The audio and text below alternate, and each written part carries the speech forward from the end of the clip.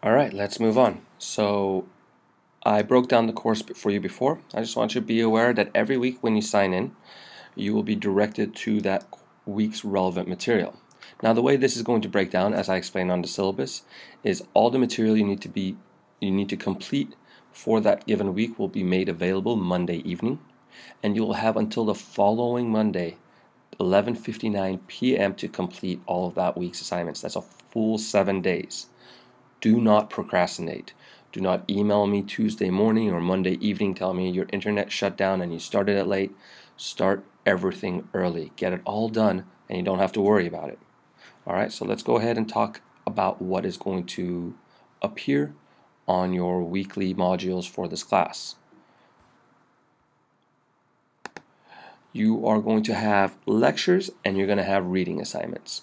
Now, I'm not going to lecture for an hour or 2 hours on each week's module. Lectures are going to break down to 3 to 4, sometimes 1 even lecture that's around 5 to 10 minutes long. This is because lectures are meant to complement the readings, not replace them. You are still going to have to read in order to understand the material, but there's going to be things throughout the week that I'm going to point out that I want you aware of. All right, so past lectures, past your readings, you're going to have discussion boards, weekly discussion boards, where I provide a prompt, a question, and you're going to have to write about this. This is worth 30% of your grade.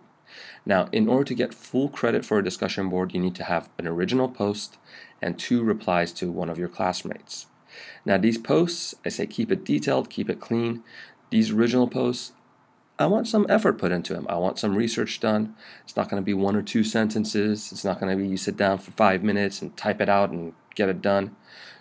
I want you actually thinking about it, maybe even researching it outside the textbook, finding different sources. Definitely goes a long way in getting you full credit for a discussion board. Also, your replies. Your replies should also be detailed. You should consider other points students have made, suggest points of your own. Keep it long. Don't just say, hey, yeah, I agree. Great post. Good job. Although I do want you keeping it positive, see if you can go a little bit more detailed. Now, a quick side note. Do not copy and paste from outside sources and submit it as your own. Students have done this in the past. This is a big no-no. You can get into a lot of trouble. I'll probably fail you from the class. I really don't want to do that.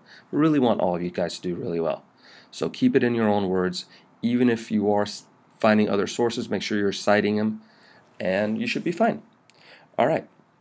Every week, you are also going to have to complete weekly homework assignments. This is 20% of your grade, and it's going to be found on Blackboard. You just click on the link. It's very self-explanatory.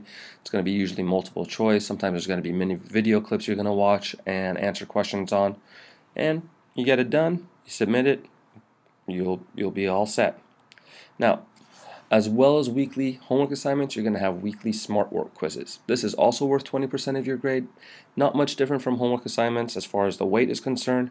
You just needed different titles so you don't have 2-week homework assignments, but weekly smart work quizzes are going to require you to log on to the Norton website, your Norton account, and complete that weekly quiz on the account.